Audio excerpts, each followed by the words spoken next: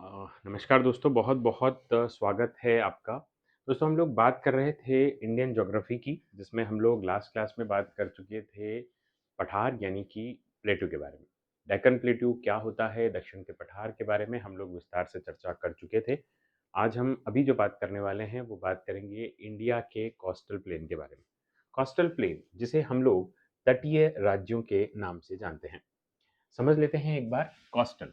Cost शब्द का मतलब क्या होता है? कॉस्ट शब्द का मतलब होता है तट, और तट को हम साधारण भाषा में किनारा कह सकते हैं। अगर हम बात करते हैं भारत देश की, तो भारत देश में हमारा जो ये दक्षिणी हिस्सा है, हम ये बात जानते हैं कि ये जो हिस्सा है वो जल से घिरा हुआ है। यानी कि यहाँ पर वाटर बॉडी पाई जाती है। हमारे इस हिसाब से यहाँ यानी कि अगर मैं बात करूँ हमारे वेस्टर्न साइड में, तो यहाँ पर है हमारा अरब सागर, जिसे हम अरेबियन सी कहते हैं। उसके बाद साउथ में हमारे आ जाता है हिंद महासागर, जिसे हम लोग इंडियन ओशन के नाम से जानते हैं। और उसके बाद हम लोग बात करते हैं बे ऑफ बंगाल की, जिसे बंगाल की खाड़ी कहा जाता है। अब क्योंकि यहाँ चारों तरफ पानी है, तो इस वाले सभी एरिया में जो हैं भारत के बहुत सारे बंदरगाह आदि भी हैं, और इन तटों की कुछ न कुछ विशेषताएं मानी जाती हैं। हम अगर बात करें हमारे राज्यों की, तो यहाँ पर जो हमारा एक राज्य आता है गुजरात, यहाँ पर जो राज्य आता है गुजरात, गुजरात के बाद में महाराष्ट्र, महाराष्ट्र के बाद में गोवा, गोवा के बाद में कर्नाटक, और कर्नाटक के बाद केरला। ये सारे वो राज्य हैं जो कि हमारे पश्चिम साइड में आते हैं, और पश्चिम साइड के अंदर ये वो 5 राज्य हैं जो कि तटीय राज्यों में काउंट किए जाते हैं।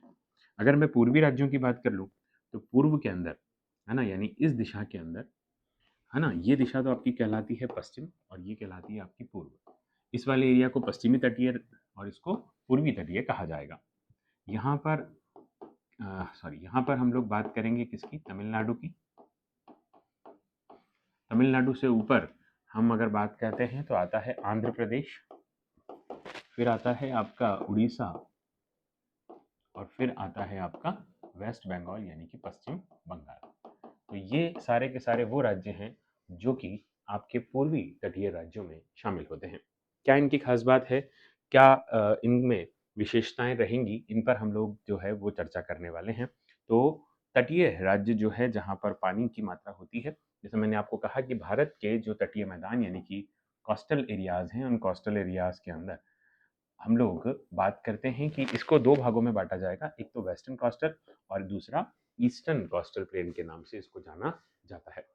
अगर हम मैप की बात कर लें, तो मैप में आप ऐसा समझ सकते हैं कि यहाँ गुजरात वाला जो पोर्शन है, वहाँ से लेकर के ये महाराष्ट्र का जो पोर्शन है वहाँ तक काठियावाड़, उसके बाद में जो इलाका है गोवा वाला उसे कोंकण कोस्ट, और उसके बाद गोवा से लेकर के कर्नाटका वाला कन्नड़, और उसके बाद वाला जो है उसे क्या कहा जाएगा? उसे मालाबार तट के नाम से जाना जाता है, जिसे कन्याकुमारी भी आप बोल सकते हो। इधर एक तट है जो कि कोरोमंडल कहलाएगा, उसके ऊपर आंध्रा कोस्ट है, और उसके ऊपर वाला उत्कल कोस्ट के नाम से यानी कि उत्कल तट के नाम से जाना जाता है। इस प्रकार से हम ये कह सकते हैं कि इस प्रकार से हम ये कह सकते हैं कि हमारा वेस्टर्न जो इलाका है, उसको हम लोगों ने 4 तटीय राज्यों में, और जो ईस्टर्न इलाका है उसको हमने 3 तटीय राज्यों के अंदर डिवाइड कर दिया है। तटीय मैदान होते क्या हैं? अगर बात करते हैं उनकी परिभाषाओं की, तो प्रायद्वीपीय पठार जो होता है और सागर के बीच समतल भूमि की संकीर्ण पट्टी, यानी कि जो सागर वाला इलाका है, और जो आपका, है ना, प्रायद्वीप वाला जो हमारा भाग होता है, पठारीय भाग, वो उसके जो किनार है, उसके जो किनारे हैं, उनको हम लोग किस नाम से जानते हैं? उनको हम लोग जो है वो जानते हैं तटीय मैदानों के नाम से। अब दोस्तों यहाँ पर अगर हम लोग बात करते हैं कि इनका निर्माण किस तरीके से क्या रहता है, तो एक रिवर डिपोजिशन, नदियों का जो निक्षेपण होता है, उनके कारण से इनका निर्माण होता है। जैसे लिखा हुआ है कि प्रायद्वीपीय पठार से बहने वाली नदियां जैसे गोदावरी, कृष्णा, कावेरी, नर्मदा, तापी अपने साथ मिट्टी, बालू और गाद बहाकर लाती है। समुद्र के किनारे ये मलबा जमा हो जाता है जिसे जलोढ़ निक्षेप कहा जाता है, और इसे इससे इन मैदानों का क्या हो जाता है, निर्माण हो जाता है। यानी होता क्या है कि जो नदियां बहती हुई आती हैं उसके कारण से, है ना, जो ये मिट्टी बालू वगैरह आती है उनके साथ में कुछ ये गाद लेकर के आ जाती हैं, और इनसे एक मैदान किनारे पर जो मैदानी इलाका हो जाता है उनको तटीय मैदान हम लोग कह सकते हैं। समुद्र की कुछ क्रियाएं, यानी कि समुद्र की लहरों द्वारा किनारों को काटने और मलबे को जमा करने की जो इस प्रक्रिया में मैदानों का जो निर्माण होता है उसमें वो सहायक होती है। जैसे ये समुद्र है और उसके आसपास वाला जो इलाका है वहां पर, है ना, क्या होता है, निर्माण हो जाता है मैदानों का। तो एक तो जब नदियां आ रही हैं साथ में अपने कुछ लेकर के आ रही हैं, कुछ निक्षेपण हो रहा है, उसके कारण से मैदान का निर्माण, और खास तौर पर समुद्र वाला जो इलाका है उसमें कुछ गतिविधि के कारण से, है ना, क्या हो रहा है, मैदान का निर्माण हो रहा है, वो कोस्टल एरिया कहलाता है, कोस्टल प्लेन के नाम से उसे जाना जाएगा। हमने जैसा बात की कि भारत में तटीय मैदानों की संख्या दो है। एक कहलाएगा पश्चिमी तटीय मैदान और एक कहलाएगा पूर्वी तटीय मैदान। अगर पश्चिमी तटीय मैदानों की अगर हम बात करते हैं तो पश्चिमी तटीय मैदान यानी कि जिसे हम वेस्टर्न कोस्टल प्लेन कहेंगे, वो थोड़ा सा संकीर्ण है। जी हाँ, अगर आप यहाँ पर देखेंगे तो आपको लगेगा कि यहाँ पर, है ना, ये इलाका थोड़ा सा क्या है, संकीर्ण है, यानी छोटा है। ये जलमग्न तट है, सबमर्ज्ड कोस्ट है यहाँ पर। यहाँ पर पानी की मात्रा है, कटा-फटा थोड़ा-सा ज़्यादा है यहाँ पर ये वाला एरिया।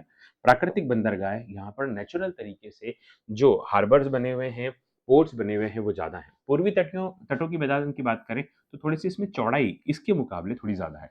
उभरा हुआ तट है और उसके अलावा विस्तृत यहाँ पर डेल्टा पाया जाता है।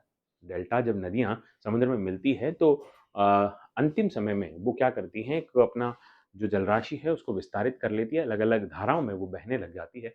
इस प्रकार से अगर वो एक डेल्टा नुमा संरचना में बहते हुए समुद्र में गिरती हैं, तो उसे हम लोग डेल्टा कह देते हैं। तो ये तो बात हुई पश्चिमी कोस्टल एरिया की, और इसे कहेंगे ईस्टर्न कोस्टल प्लेन, जो कि थोड़ा-सा उभरा हुआ और साथ ही थोड़ा-सा चौड़ा क्षेत्र भी कहलाता है। पश्चिमी तटीय मैदान एक अवलोकन की बात करें तो गुजरात से लेकर इसका विस्तार जो है ये गुजरात से लेकर के कहाँ तक आता है, तो ध्यान रखिएगा, इसका विस्तार जो है वो गुजरात से लेकर के दक्षिण की कन्याकुमारी तक। बिल्कुल सही बात है, जैसा मैंने आपको बताया कि यहाँ गुजरात से कहानी शुरू होती है और यहाँ कन्याकुमारी तक ये चलता है। चौड़ाई लगभग 10 से 80 किलोमीटर के बीच में है, और ये तट जो है थोड़ा सा कटा फटा तट है, और इसका जो ढलान है वो थोड़ा सा तीव्र है, यानी कि ये, है ना, स्टीपिंग फॉर्म में थोड़ा सा ज़्यादा हमें नज़र आता है। यहाँ पर ये थोड़ी सी बात हमें ध्यान में रखनी पड़ेगी। तो कहानी अगर वेस्टर्न कोस्टल प्लेन की बात कर रहा हूँ तो कहाँ से शुरू होगी, गुजरात से, और गुजरात से होते होते होते कहाँ चलेगी, कन्याकुमारी तक, है ना, कहाँ तक चलेगी, कन्याकुमारी तक। और जैसे मैंने अभी थोड़ी देर पहले बताया कि लगभग इसमें कितने स्टेट, पांच, गुजरात, महाराष्ट्र, गोवा, कर्नाटक और केरला, मुख्य तौर पर ये पांच राज्य जो हैं वो इसमें शामिल हो जाते हैं। पश्चिमी तटीय मैदान, इसको हम कितने भागों में बांट सकते हैं, तो पश्चिमी तटीय मैदानों को हम चार भागों में बांट सकते हैं, है ना। It divided into 4 parts. सबसे पहला काठियावाड़ या सौराष्ट्र का मैदान, या गुजरात का संपूर्ण तटीय प्रदेश है जो सूरत तक भी फैला हुआ है। उसके बाद कोंकण, इसका विस्तार सूरत से लेकर के आप गोवा तक बात कर सकते हो। कैनरा तट, जैसे कन्नड़ तट भी बोलते हैं, ये गोवा से लेकर मंगलोर तक है। और मालाबार तट जो मंगलोर से लेकर के कहाँ तक पहुंच जाता है, कन्याकुमारी तक पहुंच जाता है। काठियावाड़ जिसमें मुख्य तौर पर गुजरात शामिल है, कोंकण जिसमें महाराष्ट्र का कुछ हिस्सा और गोवा शामिल है, कैनरा में कर्नाटक शामिल है, और मालाबार वाला जो तट है उसमें मुख्य तौर से हमारा केरला वाला जो राज्य है उसे हम लोग शामिल करते हैं। पश्चिमी तट की विशेष पहचान, एक तो खास बात यहाँ पर यह है कि एक तो कयाल, बैकवाटर्स और ज्वार नदमुख यानी कि एस्चुरी का निर्माण यहाँ पर होता है। कयाल क्या है? मालाबार तट पर पाई जाने वाली लेगून या पश्प झीलें जो होती हैं उनको हम लोग क्या बोलते हैं, उनको हम लोग बोल देते हैं लेगून झीलें। मालाबार तट पर, यानी खास तौर पर जो आपके मालाबार यानी दक्षिण यानी कि केरला वाला जो हिस्सा है, उस केरला वाले हिस्से के अंदर जो कुछ भी लेगून झीलें पाई जाती हैं, यानी कि जो खारे पानी की झीलें पाई जाती हैं, यानी कि समुद्र का पानी से धीरे धीरे मिलकर के जो है वो निर्माण हो जाता है किसका, झीलों का, उनको हम क्या बोल देते हैं, कयाल बोल देते हैं। और इसके सबसे बड़ा एग्जाम्पल जो है तो ध्यान रखना मालाबार वाले क्षेत्र में, बल्कि भारत में भी है ना, सबसे बड़ी इस प्रकार की जो झील है उसका नाम क्या है, वेम्बनाड। और वेम्बनाड नाम की जो झील आती है खारे पानी की, वो कहाँ पर आती है, तो ध्यान रखिएगा कि ये लेगून झील जो है, खासतौर पर जिसे हम कयाल कह देते हैं, ये झीलें कहाँ पर आपको देखने को मिलेगी, तो ये वाली झील जो है आपको देखने को मिलेगी केरला वाले स्टेट में। अगर हम बात करते हैं कि यहाँ पर कि एस्चुरी क्या होता है ना, और डेल्टा क्या होता है, उनकी अगर थोड़ी सी तुलना करें तो जैसा मैंने आपको बताया कि डेल्टा जो है जब नदी आती है लास्ट में, जब वो समुद्र में मिलने वाली होती है, तो इस प्रकार से वो अलग अलग धाराओं में बट जाती है, और ये वाला जो पूरा रीजन है इसे हम लोग डेल्टा के नाम से जानते हैं। आपने अगर विज्ञान में पढ़ा भी हो, इस प्रकार का एक चिन्ह होता है जिसे क्या कह दिया जाता है, जिसे डेल्टा कह दिया जाता है।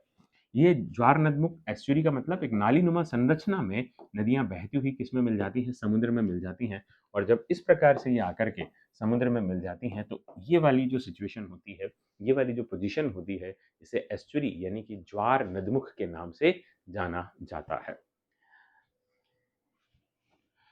अब अगर इनको थोड़ा सा और हम विस्तार में बात करें तो ध्यान रखिएगा सबसे पहले तो कि काठियावाड़ तट जो है, जिसमें मुख्य तौर पर मैंने आपको कहा कि वो गुजरात वाला जो हिस्सा है वो इस काठियावाड़ तट के अंदर शामिल किया जाता है। इसका जो मेनली क्षेत्र या एरिया है वो कच्छ के रण से लेकर दमन तक है, यानी यूं कह सकते हैं कि पूरा का पूरा गुजरात इसके अंदर शामिल हो जाता है। उसके बाद में कांडला बंदरगाह यहाँ पर बहुत ज़्यादा फेमस है। बहुत सारे बंदरगाह हैं लेकिन मेन फेमस जो है उसका नाम क्या है, कांडला बंदरगाह है। गुजरात के भावनगर जिले में स्थित अलंग दुनिया का सबसे बड़ा जहाज तोड़ने का यार्ड है, शिपिंग ब्रेकिंग यार्ड, यानी कि यहाँ पर जो पुराने जहाज हो जाते हैं उनको तोड़ा जाता है और उनके पार्ट्स वगैरह का जो है वो इस्तेमाल किया जाता है। तो भावनगर जिले में अलंग जो है, ये ध्यान रखना है ना, ये यार्ड है ना, दुनिया का सबसे बड़ा जहाज तोड़ने का यार्ड यहाँ पर बना हुआ है, ये बात ध्यान रखिएगा। इसलिए इसे क्या कहा जाता है, जहाजों का कब्रिस्तान कहा जाता है, ये बात ध्यान रखिएगा। ग्रेव यार्ड ऑफ शिप्स जो है वो हम लोग इसको बोल सकते हैं। कहाँ पर आता है, भावनगर में आता है, जगह का नाम क्या है, अलंग। हमारे राजस्थान की अगर मैं बात करता हूँ तो राजस्थान के सबसे समीप अगर कोई बंदरगाह यानी पोर्ट पड़ता है तो वो भी कौन सा होगा, तो ध्यान रखिएगा उस पोर्ट का नाम भी क्या है, कांडला। यानी काठियावाड़ वाला जो हिस्सा है वो यहाँ गुजरात को पूरा का पूरा यूँ समझ लो कि कवर करने का काम करता है। थोड़ा बहुत महाराष्ट्र का एंड जो शुरुआत जो है वहाँ तक ये जाता है। दमन वाला हिस्सा भी यहाँ पर आ जाता है, कच्छ का रण, ये सारा का सारा जो इस तरीके का ये जो जलीय एरिया है उसे हम लोग इसे काठियावाड़ तट के नाम से जानते हैं। कोंकण तट, अगला आता है कोंकण तट, यानी आगे, यानी कि दमन वाला जो हिस्सा हमने बात करी, वहां से लेकर के कहाँ तक, वहां से लेकर के आपका गोवा तक का जो पूरा एरिया आ जाता है उसे हम लोग कोंकण तट कह देते हैं। ये तट कई प्राकृतिक बंदरगाहों का घर है जो भारत के व्यापार के लिए महत्वपूर्ण है, जिसमें मुंबई, मारवा, गोवा, इस प्रकार के प्रमुख बंदरगाह हमें यहाँ पर देखने को मिलते हैं। यानी यूं कह सकते हो कि यहाँ पर एक तो आपका महाराष्ट्र और उसके बाद में गोवा वाला जो क्षेत्र है वो इसके अंदर शामिल होता है। इसको हम लोग कोंकण तट के नाम से जानते हैं। इसको हम लोग किस नाम से जानते हैं, इसको हम कोंकण तट के नाम से जानते हैं।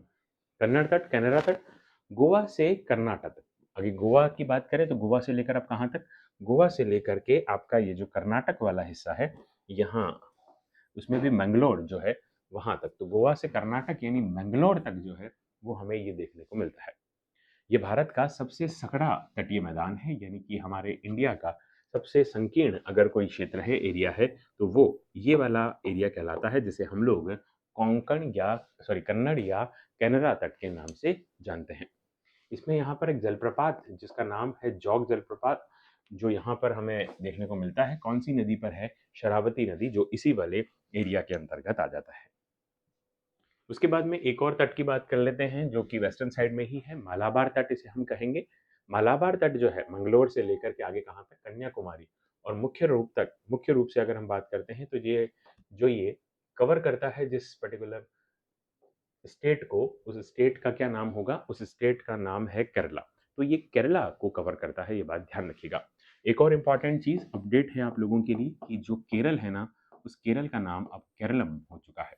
केरल को अब हम लोग केरलम के नाम से जानेंगे, है ना। तो ये जो केरलम वाला हिस्सा है, इस केरलम वाले हिस्से को मालाबार तट कहा जाता है। और ध्यान रखिएगा कि केरलम जो ये शब्द है ये नारियल के लिए है, क्योंकि सबसे ज़्यादा नारियल का प्रोडक्शन जो होता है वो आपका इस केरल वाले क्षेत्र के अंदर ही होता है। तो केरल जो है वो किसके लिए प्रसिद्ध है? नारियलों के लिए प्रसिद्ध है और इसके अलावा इस वाले क्षेत्र के अंदर मसाले बहुत होते हैं, इसलिए इसे मसालों का बगीचा भी कहा जाता है। अनूठी पहचान इस तट की सबसे खास विशेषता कयाल है, जिसे लेगून झीलें भी कहा जाता है। प्रमुख कयाल में वेम्बनाड, अष्टमुडी ये जो झीलें हैं ये खारी झीलें हैं, खारे पानी की झीलें हैं। तो ये जो झीलें हैं ये आपको कहाँ देखने को मिलेगी? तो ये भी आपको केरला में ही देखने को मिलेगी। सांस्कृतिक महत्व, यहाँ प्रसिद्ध Nehru trophy boat race Vallam Kali का आयोजन किया जाता है। जी ये देखो, ये बोट में इस तरीके से लोग बैठते हैं और यहाँ पर है ना एक ट्रॉफी का आयोजन होता है जिसे नेहरू ट्रॉफी कहते हैं। यहाँ पर इसमें बोट रेस जिसे वल्लम कली वहाँ पर लोकल लैंग्वेज में कहा जाता है, इसका आयोजन जो है वो इसी तट पर किया जाता है। पूर्वी तटीय मैदान की अगर मैं बात कर लेता हूँ तो पूर्वी तटीय मैदान स्वर्ण रेखा नदी से कन्याकुमारी तक इसका विस्तार है। तो यहाँ पर है ना जो नदी है नाम क्या है? स्वर्ण रेखा नदी। वहां से लेकर के कहाँ तक? नीचे, यानी कि आपको देखने को मिलेगा ये कन्याकुमारी तक। तो निचला जो इलाका है उसे हम लोग किस नाम से जानते हैं? ये पूरा का पूरा, सॉरी हाँ, ये स्वर्ण रेखा नदी से लेकर के कन्याकुमारी तक का जो पूरा हिस्सा है इसको हम लोग किस नाम से जानते हैं? तो इसको हम लोग जो है ये आपके पूर्वी तटीय मैदान यानी कि ईस्टर्न कोस्टल स्टेट के नाम से जानते हैं। इस मैदान का निर्माण पूर्वी घाट से बहने वाली महानदी गोदावरी, कृष्णा और कावेरी जैसी बड़ी नदियों द्वारा बनाए गए विशाल डेल्टा के आपस में मिलने से इस प्रकार के जो तट हैं उनका निर्माण हुआ है। इसमें ऊपर एक तट आता है जिसे हम उत्कल तट बोलते हैं, फिर उसके नीचे आंध्र या उत्तरी सरकार तट और उसके बाद में कोरोमंडल तट जो है वो हमें देखने को मिलता है। खासतौर पर अगर हम बात करते हैं कोरोमंडल तट की, तो यहाँ पर तमिलनाडु, उससे ऊपर आंध्र प्रदेश, उससे ऊपर उड़ीसा और पश्चिम बंगाल का हिस्सा जो है वो इसके अंदर टच हो जाता है। पूर्वी तटीय मैदान की अगर मैं बात कर लेता हूँ तो पूर्वी तटीय मैदान जो है उसको हम लोग 3 भागों में बांट रहे हैं। पहला जो भाग है वो है उत्कल, जो महानदी से लेकर के कहाँ तक आता है? स्वर्ण रेखा नदी तक आता है। दूसरा है उत्तरी सरकार, ये पश्चिम बंगाल में महानदी या चिल्का लेक के डेल्टा से लेकर के आंध्र प्रदेश में कृष्णा नदी के डेल्टा या पुलिकट लेक तक है। और कोरोमंडल इसका विस्तार आंध्र प्रदेश में कृष्णा नदी के डेल्टा से लेकर के पुलिकट लेक तक जो है वो हमें देखने को मिलता है। तो ये बात ध्यान रखिएगा कि इसमें जो मुख्य तौर पर ये जो आपको नज़र आता है इसमें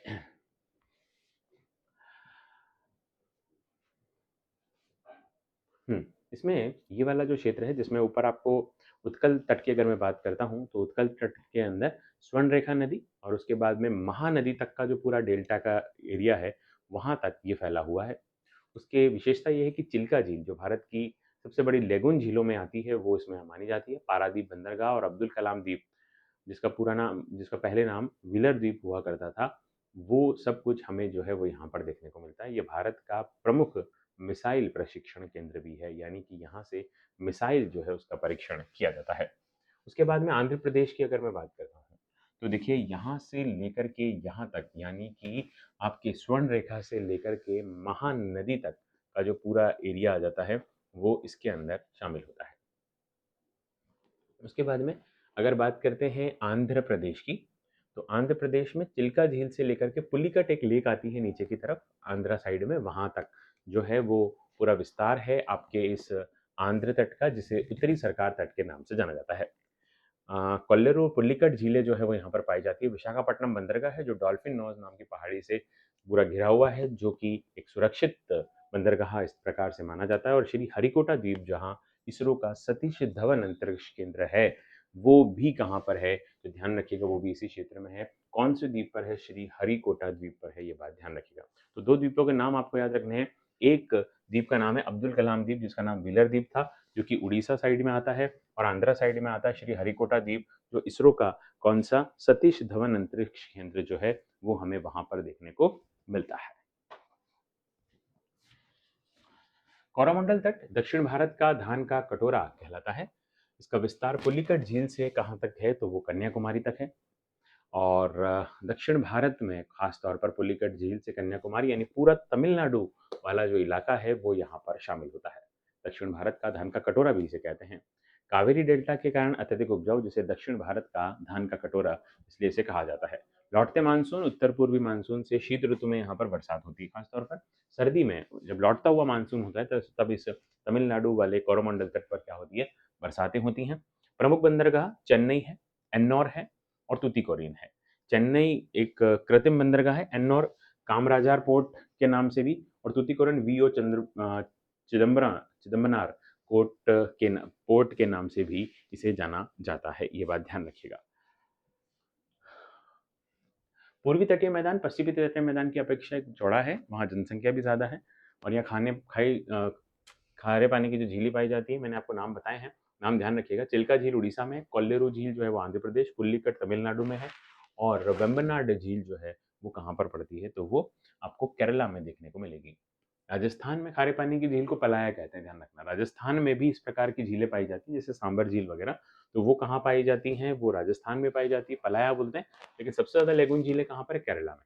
और खास बात एक और ये है कि मलाबार तटीय मैदान में ये ज़्यादा पाई जाती है, जहाँ पर एक मोनोजाइट नाम की मिट्टी पाई जा रही है, जो कि थोरियम नाम के आणविक खनिज जो है वो यहाँ पर हमें देखने को मिलता है ना। ये बात भी थोड़ी सी ध्यान रख लीजिएगा। केरल के मालाबार तटीय प्रदेश में भारत का सर्वाधिक व्यापार फसलों की कृषि की जाती है।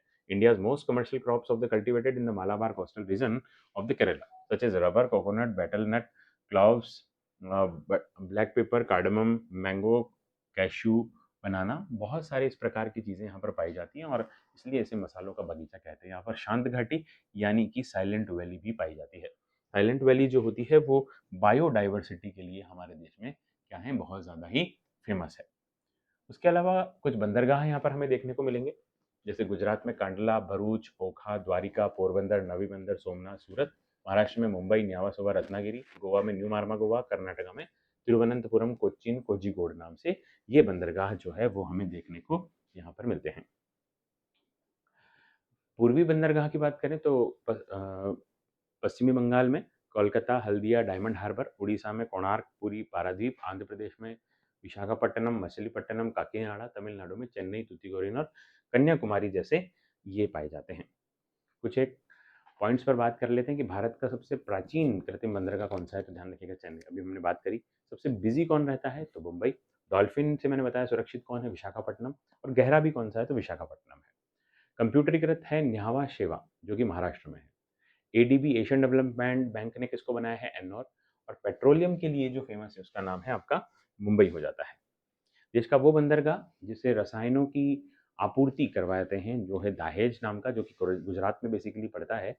और देश के निजी बंदरगाह में पिपलाव और मुंद्रा का नाम आता है, जो रिलायंस द्वारा स्थापित किया गया है। बंदरगाह जो कि कर्क रेखा के निकट पड़ता है, वो एक तो कांडला पड़ता है जो कि गुजरात में है, और एक कोलकाता जो कि वेस्ट बंगाल में आ जाता है। उसके अलावा राजस्थान के सबसे पास, ये भी मैंने आपको बताया कि कांडला जो है वो राजस्थान के सबसे नज़दीक पड़ता है। कौन सा बंदरगाह को मुक्त व्यापार क्षेत्र घोषित किया गया है, तो वो मुक्त व्यापार क्षेत्र जो है वो कांडला गुजरात को शुरू किया गया है, और फ्री ट्रेड बोलते हैं इसको। और कौन सा बंदरगाह जो कि 82.5 डिग्री जो कि भारत की एक ग्रीनविच रेखा मानी जाती है, टाइम जोन जहाँ से निर्धारित होता है, IST Indian standard time line जो है वो, तो वो कहाँ से गुजरती, सबसे नज़दीक काकीनाडा आंध्र प्रदेश से वो गुजर जाती है। इस प्रकार के पॉइंट्स जो हैं थोड़े से वो आपको ध्यान में रखने पड़ेंगे। तो ये सारे के सारे जो बिंदु हैं, ये सारे के सारे पॉइंट्स जो हैं रिलेटेड हैं आपके कहाँ से, ये सारे के सारे पॉइंट्स जो हैं रिलेटेड हैं आपके इस कोस्टल एरिया वाले रीजन के। तो ये थी बात भारत के पूर्वी तटीय और भारत के पश्चिमी तटीय राज्यों की।